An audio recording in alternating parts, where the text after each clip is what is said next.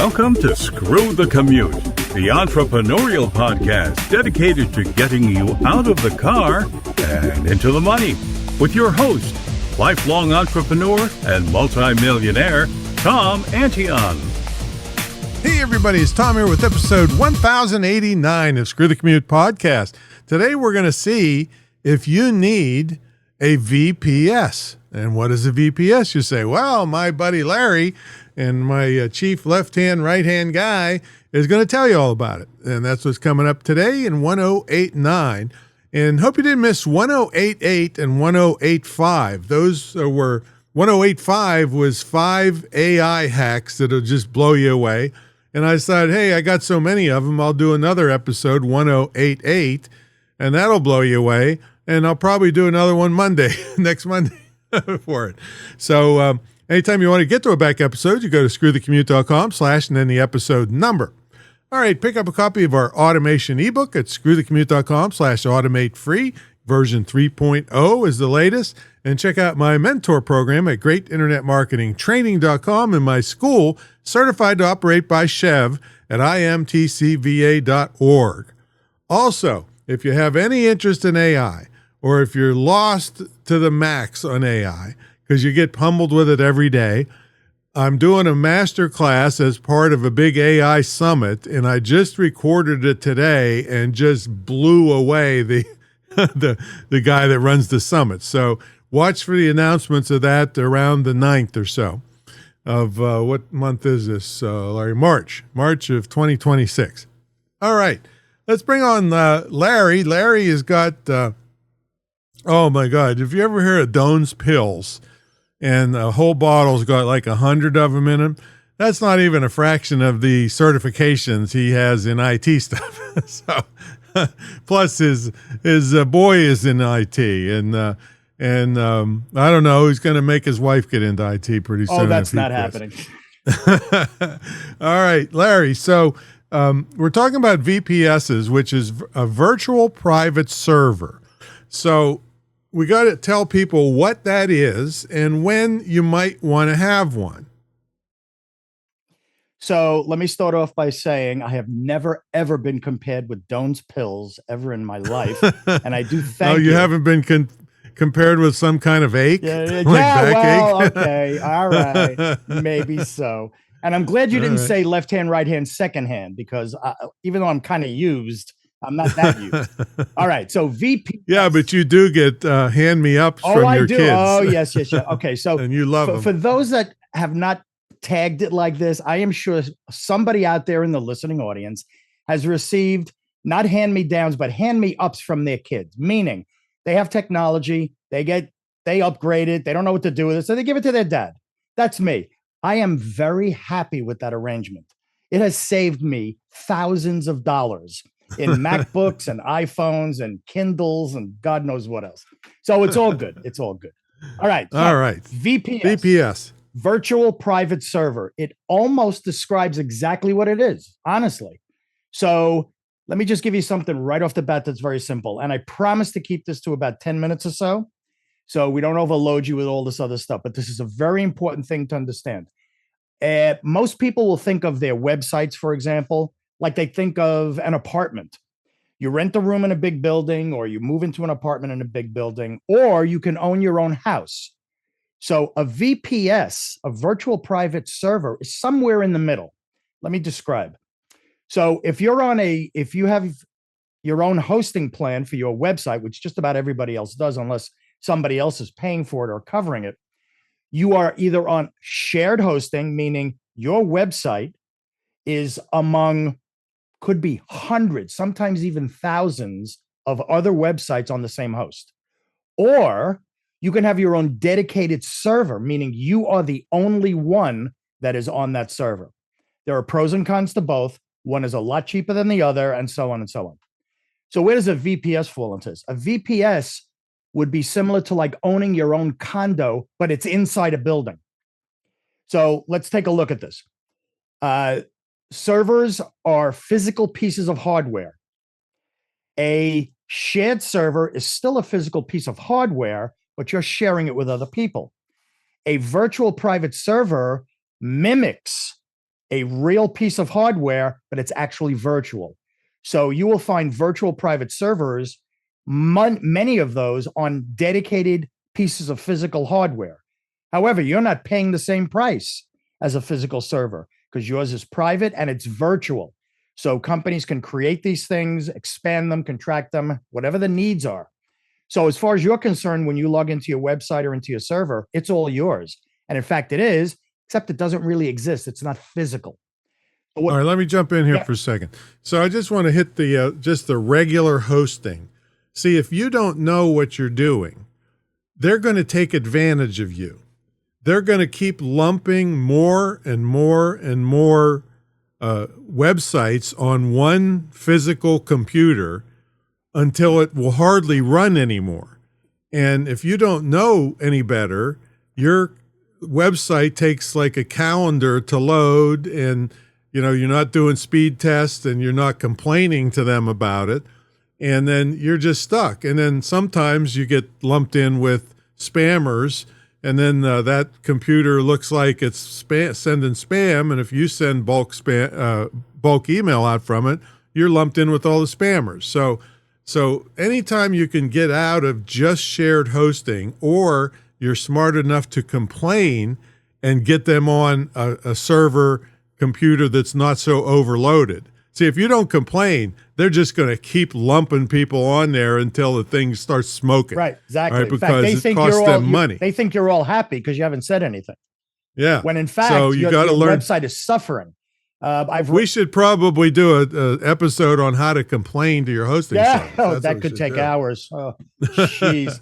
All right. So anyway, that's why it's if you don't know how to complain, you might be suffering with just plain cheapo hosting. Even some of these, Larry, I get emails every day. Never pay hosting again. Oh, yes. Well, how stupid is that? I mean, how are they ever going to maintain high quality stuff and keep you from getting hacked and everything if you pay once and never pay again? Right. So don't get sucked into those kind of deals. But then on the other end of the spectrum, we've got so many websites that we have a dedicated server where I'm the only one on this complete computer. All right. So that's the other end, and you might get to that someday. But in the middle is what we're talking about. Right. Exactly. And what you need to, think of a seesaw. Only one side of the seesaw can be up at any given time. So in this particular case, if you're sharing hosting, you're paying less money. So the less money part of it would be the seesaw part that's down. The seesaw part that's high is going to be the number of websites on the shared host. So the lower they can push the cost down, the more they will jam into a server. You flip that around and you're going to be paying far more money, but you will be the only one on there with a dedicated server. VPSs, virtual private servers, are the middle ground between those two. You will get what looks like a dedicated server. It will be a lot cheaper than getting your own, and you won't have the problem of them lumping a ton of websites on there because you are the only one on it. So VPS. I like that condo analogy you made. Is that, there's a great big building, but it's divvied up to your own condo. Nobody else can come and live in your condo with you. So, well, they shouldn't. And they can do that virtually. Yeah. In the IT field, there isn't such a thing as a squatter, fortunately. So we're okay there. But what can you do with these things? The first question I usually get is, well, what am I going to do with this? The exact same thing you would do if you had a dedicated server or if you're on a shared hosting server. You could put WordPress sites on it, membership sites, e-commerce. You can have multiple domains. You can have multiple websites. You can run all sorts of applications, email, CRM, custom apps. You can use it for development environments, for testing new things. You can use it for testing and staging, meaning you could put changes into your website and stage it before it goes live so that you make sure your changes work before it goes to a live website. So that's always very important to be able to take that type of action. And you have full control over performance, the amount of caching the server does to make things faster, the amount of CDN configurations. That's a data delivery network that allows you to reach other parts of the world much, much faster. It allows you to optimize your databases without interference from anybody else. So there's a lot to like about a VPS, and especially now you don't know the stuff you just said, Larry. Probably going to have a geek to set that stuff up. You know, the Usually, optimization yes. for around the world. Yes. But you can still do all the basic stuff yourself on a VPS, except you're not lumped in with all those. And to be fair schmucks. with a lot of those things, many, I'm going to say good hosting platforms, not your run-of-the-mill El Cheapos, many good hosting platforms set this up for you automatically. So you personally, you don't have to lift a finger. You don't have to push a button. You don't have to call tech support all the time. They handle all that for you in the background, which makes this a really sweet deal if you want to go the VPS route. So what's very important about this, if you are using a WordPress site and it's growing, or you want multiple sites, if you're doing e-commerce, if you're doing membership sites, if you're a business and you're running ads, if you're a developer and you want to develop software and develop websites and all that stuff, VPS is something you should seriously consider. It gives a good combination of performance and cost, and it also gives you a lot more control than a shared hosting environment would give you. It's really a really good compromise, and for many people, it's exactly what they need. So what's really good about it too is that if you have what's called a managed VPS, your hosting company maintains it. You don't have to worry about all that other stuff. It provides security patches, it'll monitor your server, it'll do backup management and all that stuff. This is for people who say, look, I got a business to run. I don't need to, and I don't want to be a system administrator. I just want somebody to manage this for me, and I'll take it from there. And that's the best combination you could possibly have for a small or even a medium-sized business. Yeah, and if you're a super geek and you want the cheapest prices, and you can run it yourself if you want to. But what I don't want you to do is not back this up somewhere else. Okay. Always. No matter what you do with your website, and a lot of them brag, oh, we do backups for you. Well, guess what? If they get hacked or they go down, your backups don't mean anything because they got lost also. So you want to always back up your sites somewhere else, and don't trust just one online entity to keep it, because you could lose everything at once if they go bankrupt or if they get hacked really bad. So don't, none of this stuff. You just say, oh, well, this is the only place I'm going to keep it. Right, exactly. So the watchword here, and Tom's absolutely right. We have his server and all our websites and everything else backed up 3 different ways. We have it backed up if the server fails, because it's a piece of hardware. It's, eventually something could go wrong and the actual physical hardware just fails.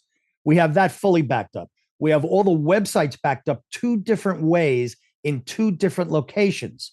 So unless the world just explodes, we have backup somewhere. It could. It's working on it. Yeah, right, exactly. But regardless of what happens, we can always retrieve the information necessary to recreate the websites and get back online and back to business. And that's probably the most important thing that you can do. All right. So it's called a VPS. You can just Google it, VPS prices, and find some. You can look for reviews on them, but it's something that if you're growing, it's going to be cheaper than jumping all the way to a dedicated server. And there you go. So thanks, Larry, for making that so clear. I love that condo analogy. Yeah, I think it's great, even though I don't own a condo, but I understand the analogy. It's let me put a slash there. Condo/co-op. Yeah. Same thing. Yeah. So awesome. So folks, decide or talk to your own geeks, or decide, hey, am I getting a lot of traffic? Am I growing? Is this the next step for me? So that, because if you are growing, the last thing you want to do is have your website slow down, because Google came out years ago, 5 years ago, and said it must load lightning fast, and don't believe what you see. Oh, I clicked on my website, it loaded instantly. That's because it was cached in your browser, and it's going to load for you perfectly. But for a new visitor, if it takes a few extra seconds to load, they're gone. That's actually the sign of death. Honestly, yeah, absolutely. People don't want to wait anymore. So you got to make sure that that's in place and working fast. I personally can scroll 3,000 TikToks in less than 30 seconds. So That's some kind of a record, isn't it? Well, I don't know if it's a record, but that's the way the world is now. That's so. true. Okie doke. Well, thanks so much, Larry. My So, pleasure. folks, check out greatinternetmarketingtraining.com if you want one-on-one time with me, Larry, Mark, Travis, even Jennifer if you want. So check it out, greatinternetmarketingtraining.com. And if you're in my mentor program, you get a scholarship to my school. It's the only licensed dedicated internet and digital marketing school in the country, probably the world. And it's certified to operate by the State Council on Higher Education in Virginia, but you don't have to be in Virginia because it's quality distance learning.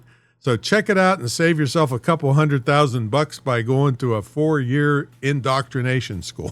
All right, so, and have a skill that's in high demand, either working for somebody else, having your own business, or both. All right, thanks a lot, Larry, and we'll catch you all in the next episode. See you later.